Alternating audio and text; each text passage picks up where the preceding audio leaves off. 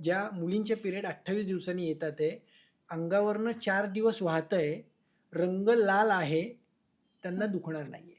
पण ज्या हं. स्त्रीमध्ये 2 किंवा 3च दिवस वाहतंय, अंगावरनं जातंय, कमी फ्लो आहे, गाठी पडतात आहे, रंग काळपट आहे, त्या स्त्रियांमध्ये प्रचंड वेदना असतात.